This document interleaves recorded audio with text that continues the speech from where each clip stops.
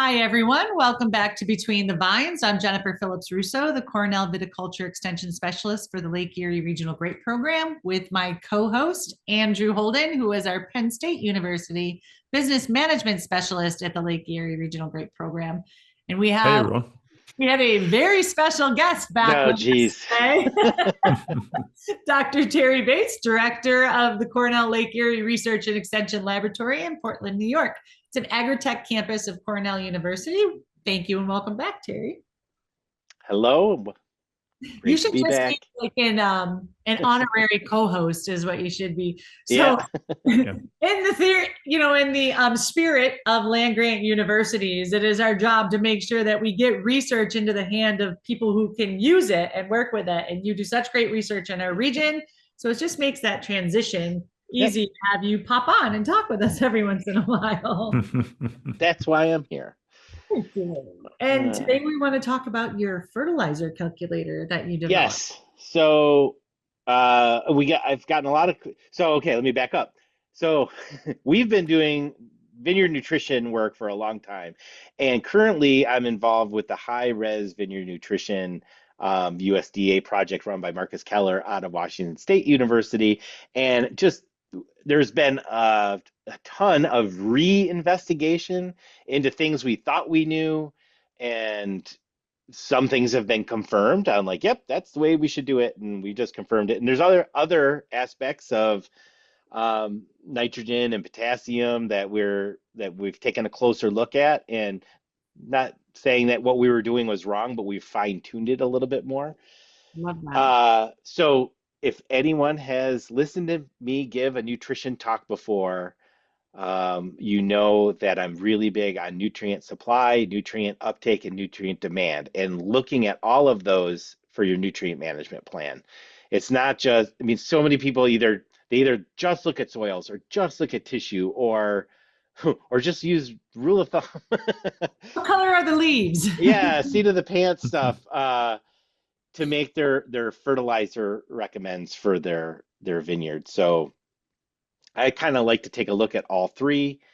Um, and we and the reason I do that, by the way, so my so when I was at Penn State so many moons ago, I was in the nutrition lab there and both took the class and also had a TA the class for nutrition. And that is how we broke down the entire semester of the plant nutrition class at Penn State. Was there's a whole section on soils and nutrient supply, a whole section on root biology and how vines take up nutrients and transport proteins and everything, and then about demand, like how different plant varieties or commercial practices have different nutrient demands and how to put them all together into a nutrient management plan.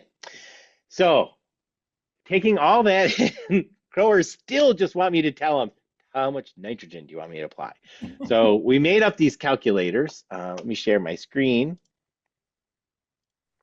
And while he's sharing his screen, you can look back into our past podcasts that we have out there. We did an entire series of nutrients and how Terry got to his recommends through some of the research that he has done.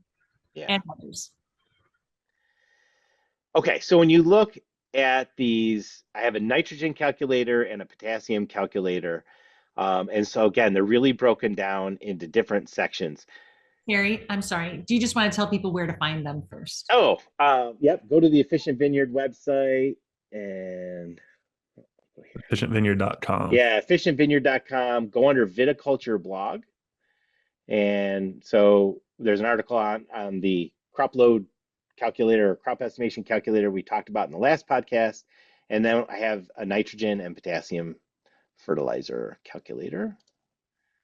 And just click on the nitrogen one, and this will pop up. It'll come up on your phone too if you navigate to the site. So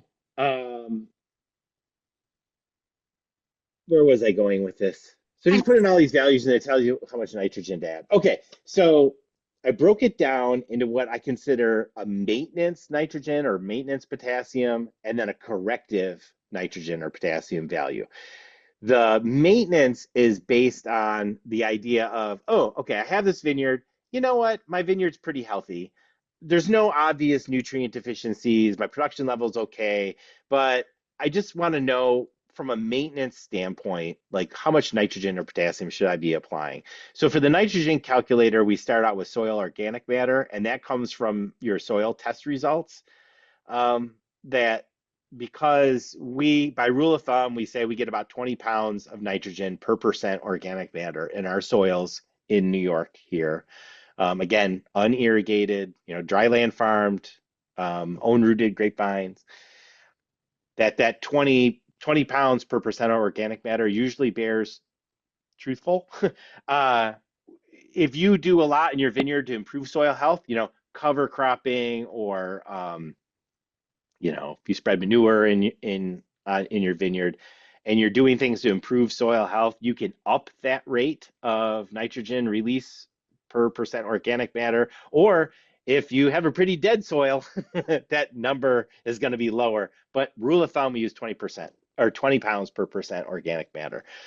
And then field observations, again, you can either measure these directly, or if you know your vineyard and you're honest or your eye is calibrated about what your vine size and crop size are, and crop size you should be able to get from last year's yield maps anyways, you change those and it'll change your maintenance rate. So it's basically saying, for as much fruit as I take out of the vineyard at harvest, or if a vine is bigger, it needs more nitrogen.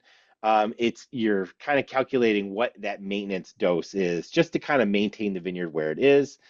And then corrective rates are based on, you know what? I have a section of my vineyard that's not performing very well. It might be nitrogen or it might not be nitrogen. And the way to tell that is to go out and actually take tissue samples, either at bloom or veraison. So one of the big questions in the high-res vineyard nutrition project is, do I collect leaves or do I collect petioles? Do I do it at bloom or do I do it at veraison? And for right now, I have an option where you can choose any of them. Wow. I know some growers have taken petioles at veraison forever, and they have this like long history of records on their farm, which I actually think is more important than saying, okay, I'm going to wholesale switch to bloom time now. But from a comparative standpoint, it's like I know what's happening on my farm, and that's the way I'm gonna do it. Other growers are switching to bloom time leaf blades, and they're showing that like the coefficient of variation, like the variation in the data with the leaves is tighter. So it has like a leg up over using petioles. Um, and as part of the whole high res project, we're trying to say, okay, what are the critical values or ranges we should be looking for in these different tissues? So there's a lot of like behind the scenes going on. But for example, say I take a veraison petiole for nitrogen, um, in a very interesting thing, just as a side note, I love these. everybody like, so apparently at the lab there's a drinking game whenever I mention Nelson Challis. I'm so sorry we told you that.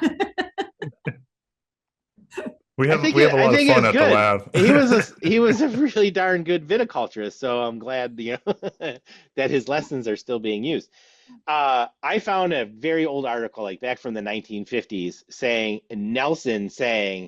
that you should collect bloom time tissue samples for nitrogen, and veraison, like you should never take it at veraison.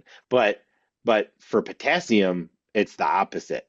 Like the bloom time is actually very like whatever. It's very cloudy what it's actually telling you at bloom for potassium. But because the fruit needs so much potassium late in the season, taking that veraison sample is really telling you what your potassium status of the vines are. So he actually said, depending on what you're sampling for, you should do it at different times of the year. Okay, so Are that's you finding that in your research? Like, did you happen to see if that correlates? that's we're still working through it. There's a lot of data there. There is a lot of data, but I'm uh, excited uh, to see what you guys get out of it. yeah, I think from a broad perspective, all the data is pointing us to the same stuff that we already knew. Okay. But just from the sheer, like we're doing different varieties in different regions on different soils and different rootstocks and trying to decipher all that, like how does that play into what the values are and what it's telling you and how you should react to that in terms of how much fertilizer you need to correct. Right. So again, this says at the title, it says nitrogen fertilizer calculator for Concord Vineyards. I probably should say own rooted Concord Vineyards, and it's beta because what might really change in this whole calculator, what the values. So as I change this value for my Varasian petiole N, right, it starts to change what the corrective N amount is. Right. So anywhere from 0 to 50 pounds of nitrogen, of actual nitrogen.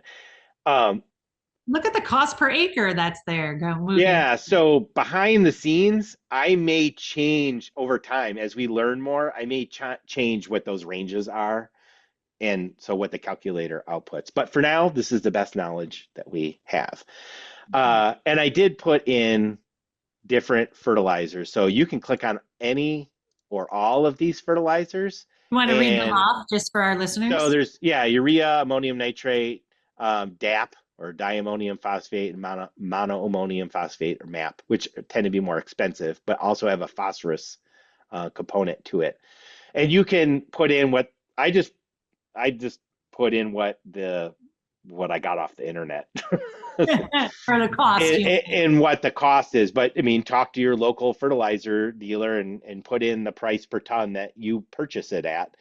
And it will tell you as a cost comparison, if I have to put on based on what I put into my calculator, it says I need 15 pounds of actual N for maintenance and 50 pounds of actual nitrogen for corrective N. So I need 65 pounds. And what is that? So I need 141 pounds of urea or 203 pounds of ammonium nitrate, and what those costs breakdown is. That is fantastic that you could do all of them at the same time. Yep. And oh, I really, really love that feature. Yeah. So I guess you So could yeah, describe I that a mean, little bit better. right. I mean, everyone in the industry says urea is your cheapest source of nitrogen. But if you're looking to add phosphorus, you might want to move to a MAP or a DAP. Mhm. And it gives Hopefully you a the DAP. cost per acre at the end Yep. based on what your vineyard needs, based on the information that you put in there from your results. Okay, so that's nitrogen. So we know what we call, if you listen to the other podcasts on nutrition, that the oxyanions, right? So nitrate, phosphate, sulfate, those come from organic matter. So the higher the organic matter, the higher the releases of those nutrients are going to be. And then on the other side of the periodic table, you have your cations. So potassium, magnesium, calcium. So those all interact in terms of soil availability and uptake. And so that's the kind of thing that goes in the potassium calculator. So there's more information needed for the potassium calculator off of the soil test than the nitrogen. So first of all, we put in pH. We tend to have acidic soils in our region. So soil pH tells you what your pH is, like, oh, I need to lime or not lime, right? And our target is between 5.5 and 6.5. So if I'm below 5.5, I'm saying to myself, I need to add lime to get it into that range. The buffer pH is used to tell you how much lime that you need to get into that range. So you kind of need both of those, and they both come off of a standard soil test. And then your parts per million of calcium, magnesium, and potassium help calculate what your cation exchange capacity is of the soil. And more importantly, for this calculator, it's looking at the ratio of magnesium to potassium. So With your uh, pH? so the pH, yeah, they're all I was like, interrelated. wait, did we glitch? They're all interrelated, right? Right. So the pH, soil pH itself will change the overall cation exchange capacity of that soil. So on your soil test, as the pH changes, the amount of calcium, magnesium, and potassium, those values are going to change as well. So again, there's a lot going on behind the scenes in the calculator. It's looking at all that stuff. Okay, great. um, That's what I wanted you to say is that you've taken all that into account yeah. on the backside. So and again, this is a beta version, and things I might tweak things a little bit. I mean, basically the whole thing is going to stay the same, but we could tweak it a little bit. The if you talk to some people, they will apply their potassium based on the balance of calcium, magnesium, and potassium off of their soil test, which is very true. Those are all cations. They compete with each other on cation exchange sites in the soil profile. I weigh more heavily on the magnesium to potassium ratio because of the competition in root uptake, which is not usually considered by people who are just looking at the soil. So, whatever, magnesium and potassium have antagonistic effects on each other in root uptake. And it only becomes a problem because we need so much potassium in our fruit. When we're pushing our crop levels up really high, from veraison to harvest, the fruit needs a lot of potassium. So if we have too much magnesium in that mix, it hurts the potassium, and that's when we run into potassium deficiency. And since this is a potassium calculator, we put emphasis on it. Hard to Okay. say all of that at the same Yeah, time. so all of these things, pH, buffer pH, the amount of calcium, magnesium, potassium, like they're all interrelated. There's a lot of calculations going on behind the scenes, to and viticulture experience, right? To make up, okay, what would the decision be?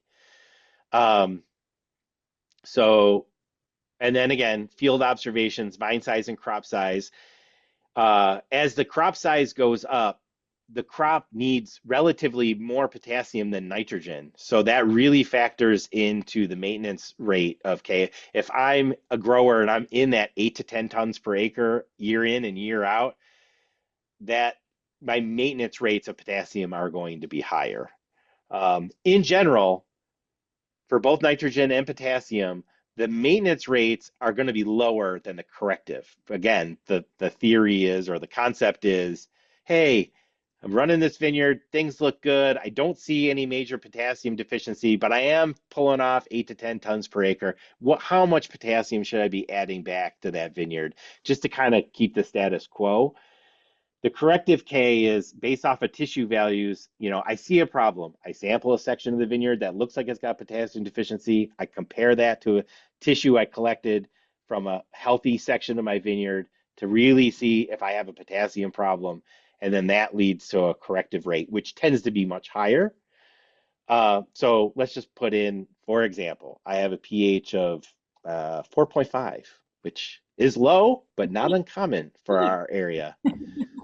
And a buffer pH, say, of 5.7, calcium, let's just artificially put a higher magnesium. So if you talk to a soil scientist, it's calcium to magnesium to potassium ratio is like 20 to 4 to 1 is what they're usually looking at. With high producing Concord vineyards, we want that magnesium to potassium ratio to be more like 2 to 1 or even 1 to 1, which is just a little bit different than like the corn guys in the Midwest who want 20 to 4 to 1 and they like live by that. Um, we want that ratio of magnesium to potassium to be a little bit more balanced, to keep those vines from becoming potassium deficient. Okay, so just by putting that in, I'm at a pH of 4.5, and I got a little bit too much magnesium. It's saying I should put on 2.3 tons per acre of lime and 24 pounds per acre maintenance rate of K. And I have a little note in there saying in established vineyards, you should not put down more than 2 to 3 tons per lime per acre per year. Just because lime doesn't move through the soil very well, and it's better to hit it with, like, you know, 2 to 3 tons per acre per line per year until you're in that range of 5.5 to 6.5. Then to say put on 6 tons of lime, and then you got magnesium, calcium, or potassium problems all over the place. Okay, same thing. Okay, field observations. Say I have low vine size and really high yield. That really didn't change it all that much. think So the because of higher, your pH. yeah, Yeah. yeah, the higher the yield, um, the more your maintenance rate. Oh, there Yeah, you there it jumped. go. Yeah. For corrective values, again, you have tissue tests. Say you have a low potassium value that comes in, and now it's adding the maintenance rate plus the corrective rate of K to give you how much potassium fertilizer you need. Again, this is something I might tweak because putting on 400 pounds of potash when you have a really deficient vineyard is not uncommon. So Right. I I was might gonna I, say, I you do might it well. up those values a little bit, just to be consistent with like what we know works in the vineyard. So that's it. That's the nitrogen and potassium calculators. They are in beta. I would love for people to use these and say, hey, that's totally BS. It doesn't work. Like, it's not what I would do in my vineyard. I'd like to hear from you and say, hey, I did the calculator. It said I needed 50 pounds of nitrogen. I know I need 80, and getting that kind of information back will help me tweak the calculators to, get the rates where they need to be. So just to be clear, these calculators are made for Concord and Concord production. Yes. Do they translate to vinifera? Good question. Yeah. uh, so I say that they're for Concord because all of the information is based on like vine excavation studies and soil pH studies and nitrogen rate studies done in own-rooted Concord vineyards. In general, it'll translate. Okay. uh, but if you're growing Riesling on 3309 rootstock, uh, it the it will change things a little bit because the 3309 rootstock should probably take up more potassium than own-rooted Concord will. It may lead to larger vine size. What are your vine balance? I mean, typically wine grapes were running crop sizes a lot lower, so your demand for potassium is a lot lower. But the calculator does capture that. If I'm, let's just, for example, okay, say I have a pH of 6. Buffer pH won't matter in this case. Calcium, yeah, let's just keep the calcium, magnesium, potassium where it is. Say I'm a Riesling and I have a 2.5 pound vine and I'm growing 5 tons per acre or 6 tons per acre. Um, it's still calling for 26 pounds of maintenance, Uh-huh. but my tissue test would probably not be low. Um, so I probably would need a corrective rate of potassium. So you're talking $9 an acre of potassium in that Riesling vineyard. This is a really good. So yeah, so Riesling, it's on a more vigorous rootstock. I have a lower crop size, so my demand is a lot lower. In this case, my soil pH is where I need it to be, and my petio values, whether it's bloom or veraison or leaf, or if my tissue values are where they should be, and I don't see any potassium deficiency, there's no real reason to go applying something you don't need. So, Andrew, just looking at the tools that are out there for growers in our region and other regions, I can see, and I'm not the business management specialist, what a great tool this could be. What are your thoughts on that? Yeah, I think this is fantastic.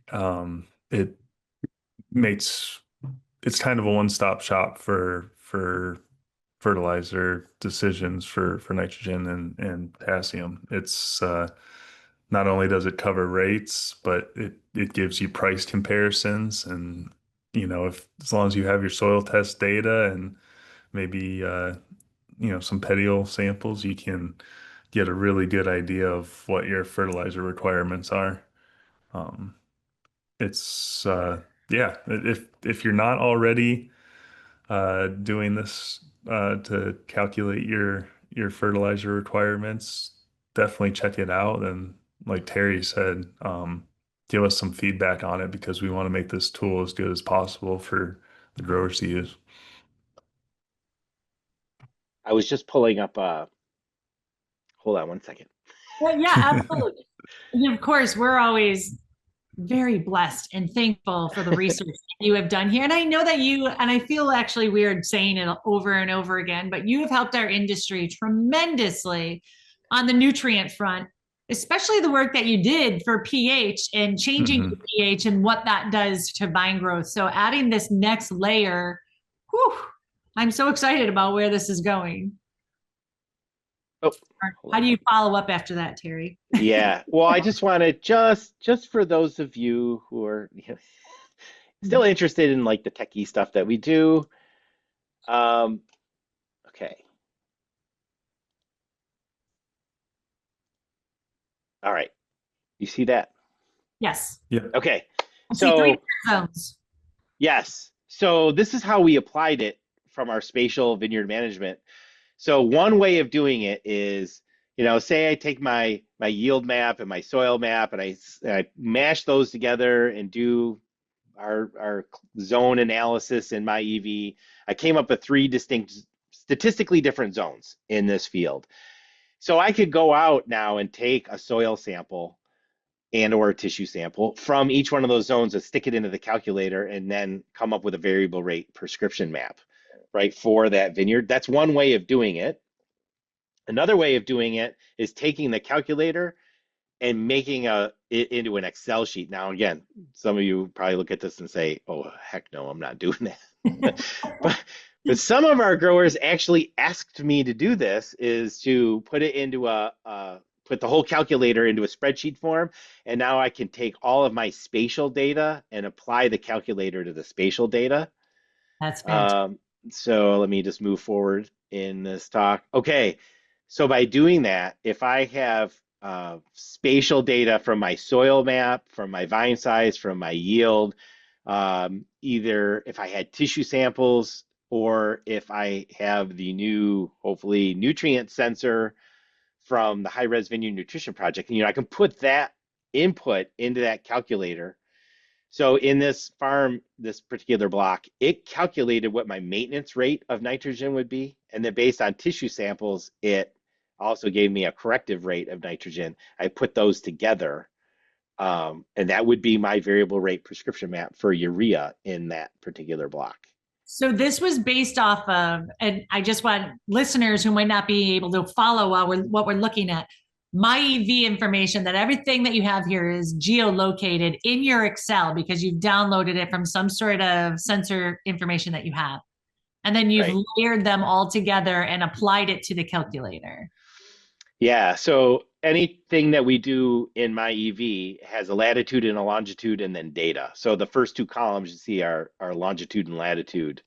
So it's spatially referenced data. So you could think of each one of these data points, each one of these locations in the vineyard could be a whole block, like Right. No, that's like exactly how I think about it. Yeah. Yeah. And you just have thousands of blocks in that one 6-acre piece. So we just applied that, whatever we knew about the information at that one location in the vineyard, applied the calculator to it, and it came up with a spatial map for us. There's a bunch of stuff you don't need to know. Yeah, that's powerful. And then, so this isn't, so Kevin Martin was doing this. And the only reason I put this up, this isn't actually his map. It's kind of a map I made from some of his stuff. But the point was, there are several growers that are doing 1-acre grid soil samples. And then we're relating those. You can either just do it as a 1-acre grid, or you relate the 1-acre grid samples to something of the spatial data you get out of the soil sled to make a continuous map, and then be able to calculate what your urea amounts are on. So, okay, that should be enough. That should be enough to confuse anybody. But if anybody does have additional questions, first of all, go play with these calculators. Go to the efficientvineyard.com, hit the VIP blog and scroll. They're right towards the top. Play with these calculators in your own operations and then give us feedback. Let Terry know how it could maybe work better, or, whatever you need to know that helps you. Yeah. Yeah, like in the recommends, if you got a low potassium tissue value, I think the rate is to put on 400 pounds of potash. And I don't think in the calculator I let it go that high, but I might switch that because the more feedback I'm getting on that, they're like, yeah, I put on 400 pounds of potash, no problem. I've had people put between 400 to 600 pounds of potash. Yeah, right. Okay. Well, thank you so much for all your work and taking time out of your busy schedule to share that with our growers and our listeners. I really appreciate that. Andrew, is happy. I'm sorry, I didn't let you speak, Terry. My apologies. No, I just happy to be here. Appreciate that. Andrew, anything that you would like to add? No, I'm good. There's a lot I learned from just listening to you two talk about these things, and I have ideas working in my head on how to apply this on the management side, on the business management side. So, if growers have ideas about that as well after listening to this conversation, please reach out to me. I'd love to talk about it and get some of your perspective on fertilizer and the business management decisions you use going into your prescription plans for your vineyards. Yeah. Cool stuff. And if you guys need any additional information, you can find all of our contact information out on our website. So please, or leave a comment below on YouTube and we can get back to you as well there. So thank you so much for your time, everybody here on the call and everybody listening. Look forward to our next podcast coming up in a couple of weeks. If you have any questions about management operations, please feel free to reach out to us. And if you have suggestions on podcasts that you want to hear in the future, we want to hear about that too. So thanks, everybody. Have a great week.